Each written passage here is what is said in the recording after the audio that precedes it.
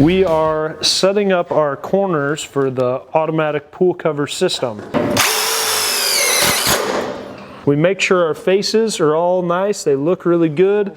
I push in on the wall and the piece of coping, drill in. Then it's tight. Now what we have is our braces for our auto cover box. Tighten that in, come back, level out.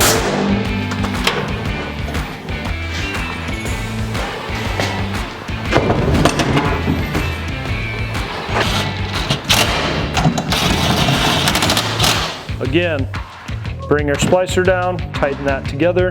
We're on to the coping end of it, so we don't need to use our wrench trick anymore. It's already set and it stops, and slide this piece in, the holder piece for the splice.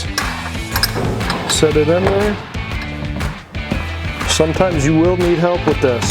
Not every one of them goes in perfect with one person. Level up and go. That way we're not drilling straight into this coping piece here. It actually goes at an angle and holds it in tight. Then we'll put the big self-tappers in. Is we take our small piece of lid with our two sides screwed here. Slides right in. We've got our spaces and our brackets ready to go. That way your motor doesn't adjust back and forth either. Centered with that 6.5 because our box is 13, and we set that in. This helps the auto cover and tells it when it's coming back to not pull it into the box, pull it back.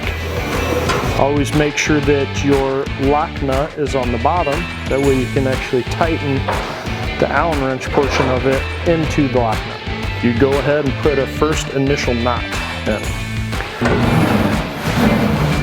Keep going.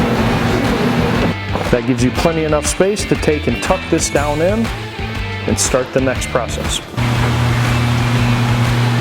Now that we have our piece cut, we set it in, make sure everything's looking really nice. Good to go.